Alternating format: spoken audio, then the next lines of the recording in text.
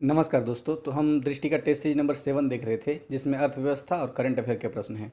105 प्रश्नों तक हमने कर लिया है और ये लास्ट वीडियो है जिसमें बाकी के शेष सभी प्रश्नों को हम कंप्लीट कर लेंगे। 106 नंबर प्रश्न है, सतत विकास लक्ष्यों यानी एसडीजी के संदर्भ में निम्नलिखित पर विचार कीजिए। यानी सस्टेनेबल डेवलपमेंट गोल के संबंध में विचार करना है। 4 कथन है। पहला कथन, इनकी घोषणा संयुक्त राष्ट्र महासभा ने वर्ष 2013 में की थी। नहीं, ये गलत है। इसकी घोषणा हुई थी 2015 में, तो पहला कथन गलत हो गया है। ये भी याद रखना है कि एसडीजी गोल की घोषणा किसने की थी? संयुक्त राष्ट्र महासभा ने, यूएन जनरल असेंबली ने की थी और 2015 में की थी। दूसरा कथन, लक्ष्यों का यह सेट सहस्त्राब्दी विकास लक्ष्यों यानी एमडीजी मिलेनियम डेवलपमेंट गोल की जगह लेता है, तो ये कथन सही है। तीसरा कथन, रियो +20 सम्मेलन में एसडीजी को प्रस्तावित किया गया था, तो हाँ, ये भी सही है। और फोर्थ नंबर कथन है कि एसडीजी वर्ष 2020 से 30 के बीच प्रभावी होंगे। नहीं, ये 2016 से 2030 के बीच प्रभावी रहेगा, तो 1 और 4 नंबर कथन गलत हो गया और 2 और 3 सही है, तो 2 और 3 जो है विकल्प बी में है, तो इसका आंसर सही हो गया विकल्प बी। 107, विश्व का सबसे बड़ा चीनी निर्यातक देश निम्नलिखित में से कौन सा है? तो चीनी को निर्यात करने वाला सबसे बड़ा देश जो है वो है ब्राज़ील। ब्राज़ील से सबसे ज़्यादा चीनी निर्यात होता है। इस वर्ष तो सूखा आ गया वहाँ। अब देखिए 108, विश्व में सबसे बड़ा कपास निर्यातक देश है। विश्व में सबसे बड़ा कपास निर्यातक देश कौन सा है? यूएसए। नहीं, यूएसए तो दूसरे नंबर पे है शायद। चीन सबसे बड़ा निर्यातक देश है, तो चीनी सबसे ज़्यादा निर्यात कौन करता है? ब्राज़ील। और कपास सबसे ज़्यादा निर्यात कौन करता है? तो चीन निर्यात करता है सबसे ज़्यादा। और कपास में दूसरा स्थान निर्यात करने वालों में से यूएसए का है और अपने भारत का स्थान तीसरा आता है। यानी कपास निर्यात में हम ऐसे भी इसको देख सकते हैं, कपास निर्यात सबसे ज़्यादा करता है चीन, उसके बाद यूएसए, उसके बाद भारत, और चीनी में सबसे ज़्यादा ब्राज़ील। 109, भारत का पहला एक्वा मेगा फूड पार्क बनाया गया है। तो पहला एक्वा का मतलब जल, एक्वा मेगा फूड पार्क कहाँ बनाया गया है? ये आंध्र प्रदेश में बनाया गया है। विकल्प सी इसका सही आंसर हो गया। 110, एक कंपनी के एक ट्रांस फैट फ्री लोगो को प्रदर्शित करने हेतु प्रति 100 ग्राम ट्रांस फैट की कितनी मात्रा की अनुमति दी गई है? तो 0.2 ग्राम मात्रा की अनुमति दी गई है। विकल्प ए इसका सही आंसर है। 111, वर्ल्ड स्टील एसोसिएशन का मुख्यालय है, तो ये ब्रुसेल्स में है। ब्रुसेल्स बेल्जियम की राजधानी है। विकल्प बी इसका सही आंसर हो गया।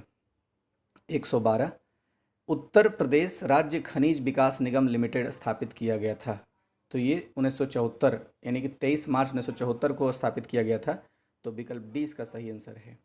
113, ऐसे उत्पाद जिनका उपयोग अन्य उत्पादों के उत्पादन में किया जाता है लेकिन नए उत्पाद में शामिल नहीं किया जाता है, उन्हें क्या कहा जाता है? उन्हें कैपिटल गुड्स यानी कि पूंजीगत वस्तुएं कहते हैं। विकल्प डी इसका सही आंसर हो गया। 114, 2011 की जनगणना के अनुसार उत्तर प्रदेश के निम्नलिखित जिलों में से किसमें सबसे अधिक अनुसूचित जाति की जनसंख्या निवास करती है? यानी कि शेड्यूल कास्ट एससी की सबसे ज़्यादा जनसंख्या सीतापुर में है, तो विकल्प बी इसका सही आंसर है।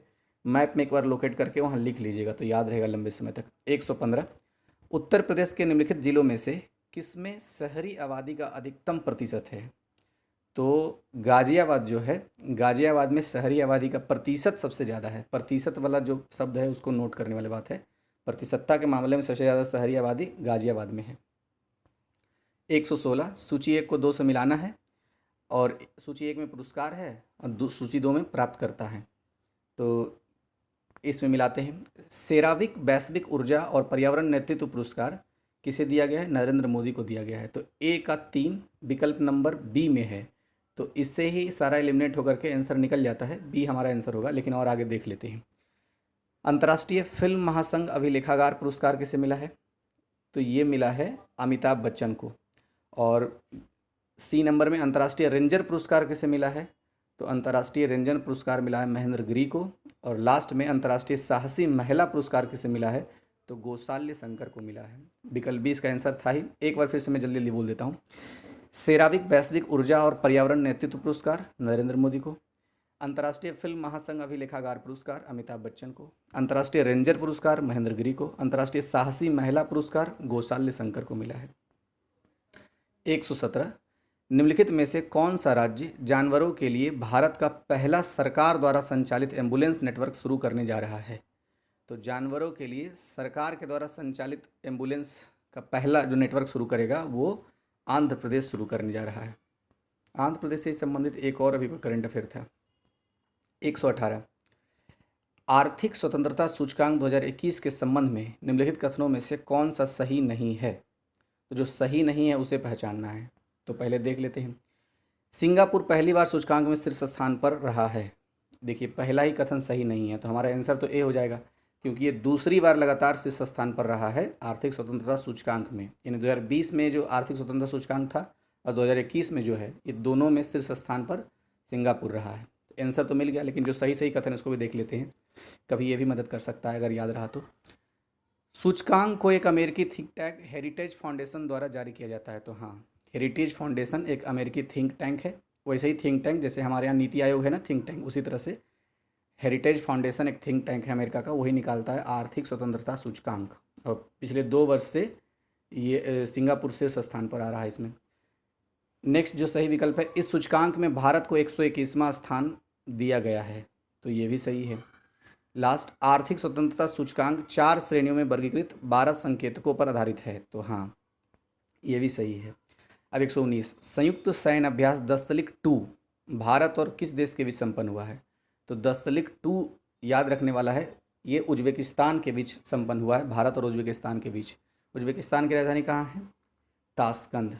भारत के कौन से प्रधानमंत्री की मृत्यु वहाँ हुई थी ताशकंद में? कमेंट बॉक्स में बताइएगा आंसर। 120 हाल ही में आयुष्मान भारत योजना के स्वर्ण कार्ड तैयार करने के लिए निम्नलिखित में से किस राज्य या केंद्र शासित प्रदेश सरकार ने एक अभियान चलाया है? तो ये उत्तर प्रदेश सरकार ने एक अभियान चलाया है। ये विकल्प डी इसका सही आंसर हो गया। 121 भारत के योजना आयोग को स्थापित किया गया था। तो योजना आयोग को 1950 में स्थापित किया गया था, एकदम ईजी क्वेश्चन है। 122 प्रधानमंत्री आत्मनिर्भर स्वच्छ भारत योजना के संदर्भ में निम्नलिखित कथनों पर विचार कीजिए। क्या है पहला कथन? यह एक केंद्रीय क्षेत्रक योजना है। नहीं, केंद्र प्रायोजित योजना है। तो पहला तो गलत हो गया। दूसरा, इसमें देश में 4 क्षेत्रीय राष्ट्रीय विषाणु विज्ञान संस्थान स्थापित करने का प्रस्ताव है। तो ये सही है कि इस योजना के तहत, कौन सी योजना के तहत? प्रधानमंत्री आत्मनिर्भर स्वच्छ भारत योजना के तहत 4 regional national institute for virology in the country, मतलब वीरियोलॉजी का स्थापित किया जाएगा, यानी विषाणु विज्ञान संस्थान का 4 क्षेत्रीय राष्ट्रीय विषाणु विज्ञान संस्थान स्थापित किए जाएंगे। तो दूसरा सही था, सिर्फ एक गलत, विकल्प 20 का सही आंसर हो गया। 123 जब एक बजट घाटे को मुद्रण माध्यम से वित्तीय सहायता दी जाती है तो उसे क्या कहा जाता है? तो जब बजट घाटा होता है और उसको सहायता मुद्रण माध्यम से दिया जाता है, यानी नए नोट छाप करके, तो उसको मोनेटाइज्ड डेफिसिट यानी कि मुद्रीकृत घाटा कहते हैं। विकल्प सी इसका सही आंसर हो गया। 124 केंद्र और राज्यों के बीच करों का वितरण किया जाता है तो फाइनेंस कमीशन के द्वारा किया जाता है, और इसका उल्लेख संविधान के अनुच्छेद 280 में है। तो विकल्प 20 का आंसर था। 125 थोक मूल सूचकांक जारी किया जाता है, कौन जारी करता है? Ministry of commerce and industry जारी करता है। तो विकल्प डी इसका सही आंसर है। 126 भारत विश्व बैंक समूह के निम्नलिखित संगठनों में से किसका सदस्य नहीं है? तो जिसका सदस्य है पहले उसे देख लेते हैं। बहुपक्षीय निवेश गारंटी एजेंसी का है सदस्य, इसको मीगा भी कहते हैं। अंतर्राष्ट्रीय वित्त निगम यानी कि आईएफसी का सदस्य है भारत। अंतर्राष्ट्रीय विकास संघ यानी कि आईडीए का भी सदस्य है भारत। लेकिन जो विकल्प बी में है, निवेश विवादों के निपटान के लिए अंतर्राष्ट्रीय केंद्र, इसका सदस्य भारत नहीं है। तो विकल्प 20 का सही आंसर हो गया। 127 सरकार द्वारा जारी की जाने वाली मुद्रा जो सोने जैसी वस्तु द्वारा समर्थित नहीं है क्या कहलाती है? तो उसे फिएट मनी कहते हैं। तो विकल्प 20 का सही आंसर हो गया। 128 निम्नलिखित में से कौन सा भारत का सबसे बड़ा प्राकृतिक बंदरगाह है?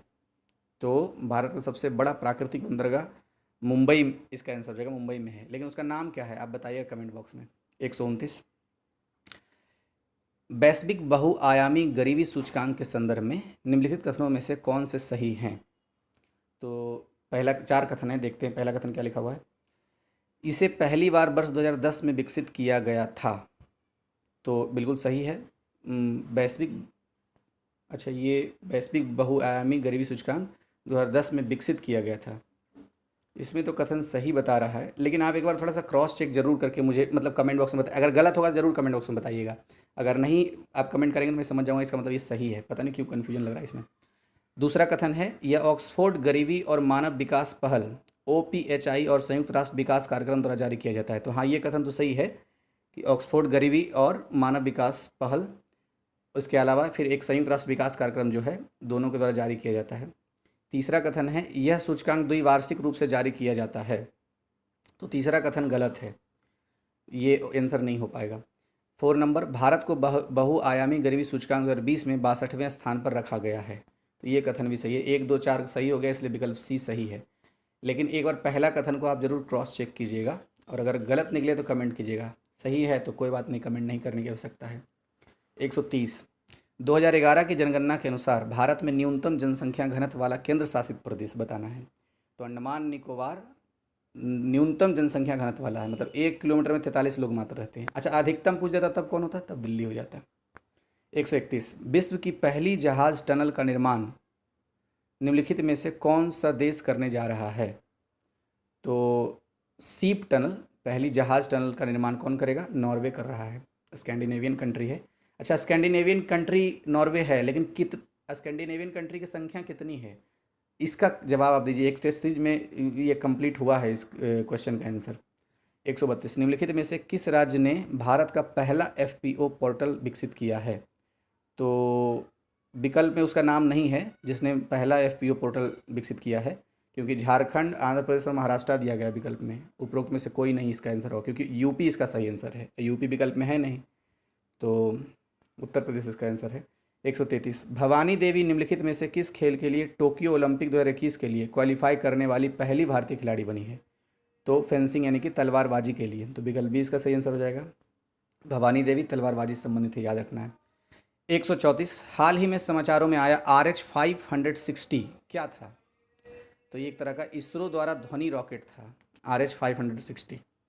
विकल्प ए इसका सही आंसर हो गया। 135, ICC ने हाल ही में मैच फिक्सिंग के आरोप में 2 क्रिकेटरों मोहम्मद नावेद और समीन अनवर को प्रतिबंधित कर दिया। ये क्रिकेटर हैं, तो ये UAE के क्रिकेटर हैं, तो विकल्प सी इसका सही आंसर हो गया। 136, भारतीय रिजर्व बैंक की स्थापना हुई थी।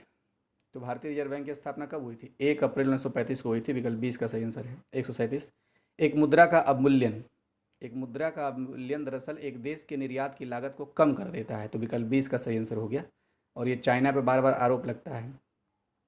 अच्छा, आपसे एक क्वेश्चन पूछता हूँ, याद आ रहा है, भारत में मुद्रा का अवमूल्यन हुआ है कि नहीं। देखिए, मुद्रा का अवमूल्यन तो हुआ है। एक क्वेश्चन बनता है कि कितनी बार हुआ है, और एक क्वेश्चन बनता है कि पहली बार कब हुआ था, और एक क्वेश्चन और है इससे जुड़ा हुआ। एक क्वेश्चन ये है कि लगातार 2 बार कब हुआ है। तो देखिए, पहली बार कब हुआ है इसका आंसर आप ढूंढ के बताइएगा, क्योंकि मुझे कन्फ्यूजन हो रहा है, शायद 50-50 के आसपास है। तो पहली बार आप बता दीजिएगा, लेकिन दूसरी बार मैं बता देता हूँ। दूसरी बार 1990 और 1991 के बीच में हुआ है, जब उदारीकरण का दौर था, और लगातार 2 बार उसी समय हुआ है। तो कुल मिला के 3 बार अवमूल्यन हुआ है भारतीय मुद्रा का। पहला वाला आपको बताना है सिर्फ। 138, निम्नलिखित में से कौन सा क्रेडिट रेटिंग एजेंसी नहीं है।